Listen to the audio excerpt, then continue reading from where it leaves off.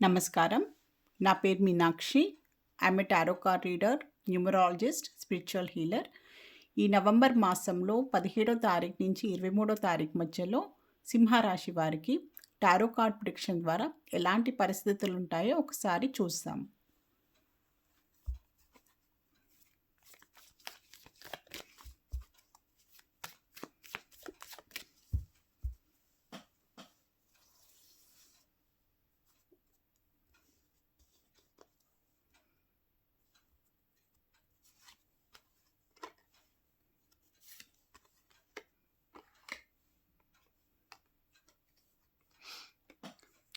So, ఈ సింహరాశి వారికి ఈ ఈ వారం రోజుల్లో 17వ తారీఖు నుంచి మాత్రం డబ్బు విషయంలో మాత్రం మీరు ఏదైనా ఇన్వెస్ట్‌మెంట్ చేయాలి అనుకున్నా, మీరు ఇది డబ్బు విషయంలో ఏదైనా నిర్ణయాలు తీసుకునే అవకాశాలైతే చాలా కనిపిస్తున్నాయి ఈ వారం రోజుల్లో.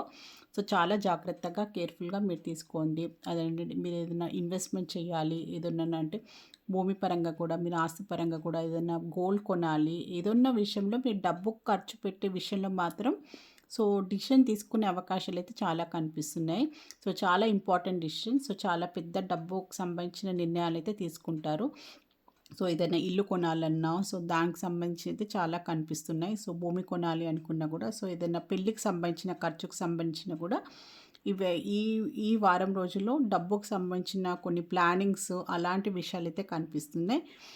దానికి మీరు గైడెన్స్ రూపంలో చూసుకుంటే కూడా క్వీన్ ఆఫ్ సార్డ్స్ వచ్చింది. మెంటల్లీ చాలా స్ట్రాంగ్‌గా ఉండాలి.